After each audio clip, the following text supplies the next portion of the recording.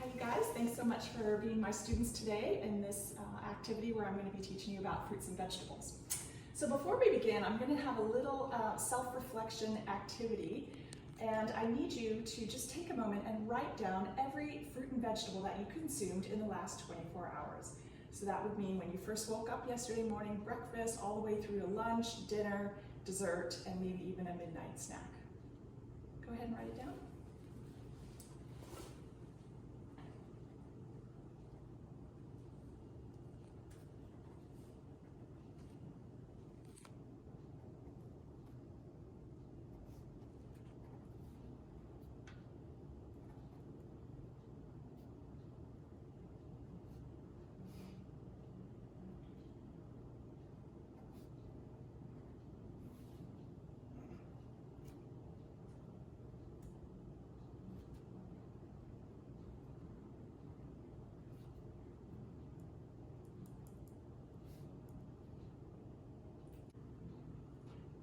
Feel like that's about everything you ate?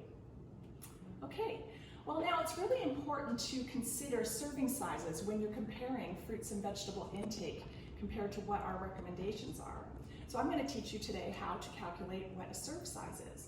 So first off, we have fruit, and this fruit is pretty easy to assess and measure. It's basically a medium piece of fruit. So that could be like an apple or an orange or even a banana. So that's going to be about 150 grams of fruit. But let's say you've got some smaller fruits like kiwis or apricots or plums or these mandarins here. You would need to have 2 fruits in order for it to be a serve. Okay? But what if you're having some cut up fruit or loose fruit? How do we calculate what's a serve? Well, we actually use a cup measure, and we determine that 1 serve of fruit is actually a cup of loose fruit. Lastly, we've got some dried fruit. So dried fruit, we don't want to focus on this that much. We don't want it to be a main source of the fruit in our diet because it's a concentrated source of sugars. But we can count, say, like one of the serves in a day, and it would be 30 grams of dried fruit. So in this example, this is 3 dried plums or prunes. That would be considered a serve. Go ahead and look back on what you've written down and add up how many serves now that you understand what a serve size is, and figure out how many serves of fruit you think you have.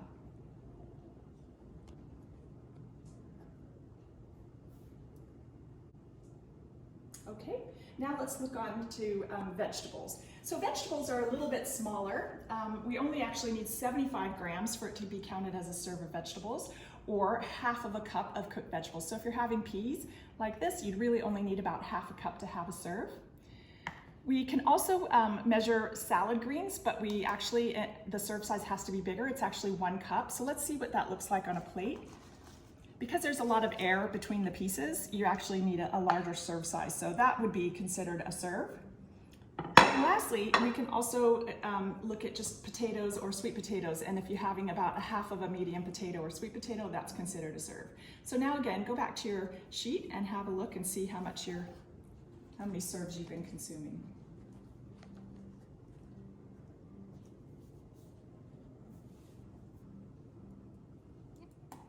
So here in Australia, we have national guidelines called Australian Dietary Guidelines that tell us how much is a serve and how many serves that we need to consume each day in order to maintain health and prevent chronic disease. Does anyone know what the recommendations are for fruit? How many serves of fruit are Australian adults supposed to be consuming? Any idea? 2 serves? 2 serves, that's right. Yep, so 2 serves. How about vegetables?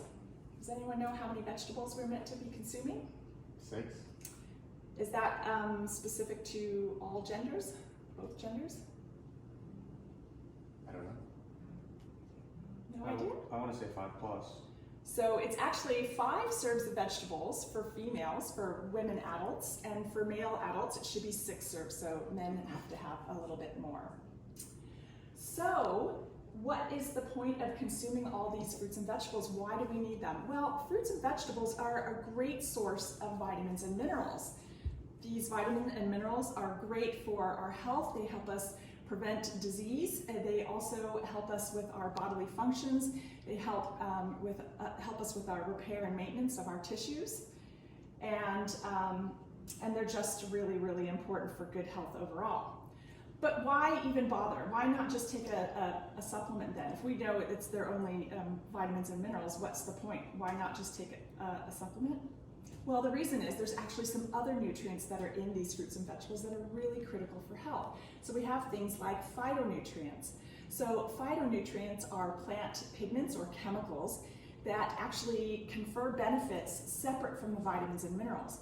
For example, in your dark leafy greens like kale and spinach, you have things called zeaxanthin and lutein. And these are pigments that actually help prevent macular degeneration and improve our eye health. You also have things called sulfur compounds that are in your onion and your garlic, and these are really great for helping you reduce your risk of cardiovascular disease and lower your blood pressure. You also have things like lycopene in your tomatoes, and that is really great for preventing prostate cancer. And lastly, we also have things in berries that's called anthocyanin, and this is a pigment that makes the blueberries blue. And this is really great for not only cognitive health and preventing dementia, but it also helps reduce inflammation in your body. Okay, so also in addition to that, fruits and vegetables contain fiber, and fiber is so important for health. First of all, it's really great for feeling full or increasing your satiety, and that helps you eat less because you're feeling very full. Also, fiber is really great for preventing bowel cancer because we end up excreting our toxic things that are in our colon quicker, so they don't sit around and cause damage to our cells in our colon. Fiber can also lower blood pressure, and it's also great for lowering cholesterol. So this is another reason why we need to be eating more fruits and vegetables.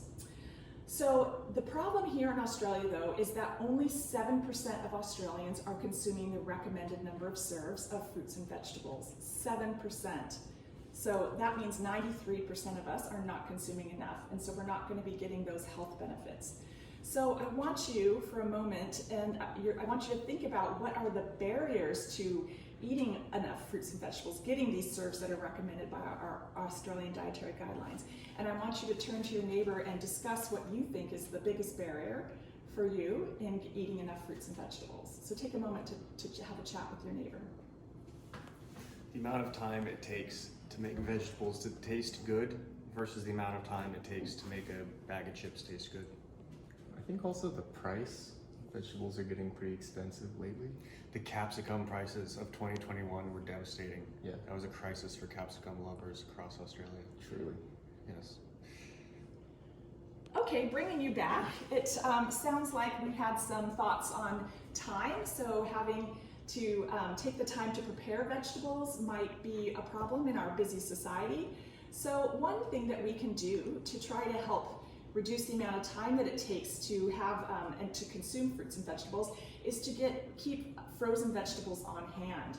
So frozen vegetables are just as nutritious as fresh vegetables, and frozen fruits as well. We can keep them stocked in our refrigerator, and we only need to microwave them in a couple of minutes. So cost, again, frozen vegetables are much cheaper than fresh fruits and vegetables. In addition, we can start seeking out different odd bunch vegetables from the supermarket or imperfect. So these are vegetables and fruits that maybe don't look perfect, maybe they have a little dent or they're not perfectly round. We can still use them, they're still really, really good for us. They're still full of the same nutrients, and we'll just get them for a much better cost. So now I want you, for the last thing that we're going to cover today, is to write down a goal that you're going to set for yourself to increase your fruits and vegetable intake. So you're first going to write it down, and then you're going to tell your neighbor, and then your neighbor is going to also write their goal down and tell you back.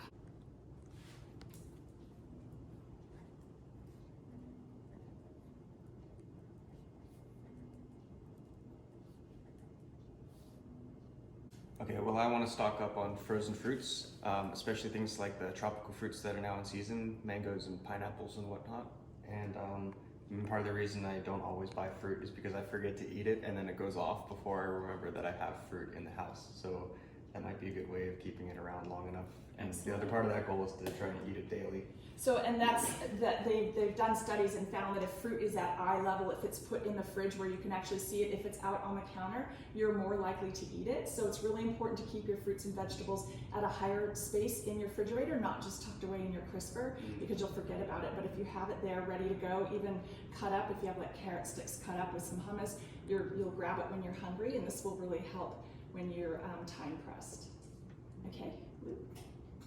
I'm going to buy imperfect carrots and make a habit of eating one each day to just increase that daily vegetable intake. That's great, and you can include that in your snacks, you can pop it in your lunchbox, you can even just grate it over a salad at the end of the day.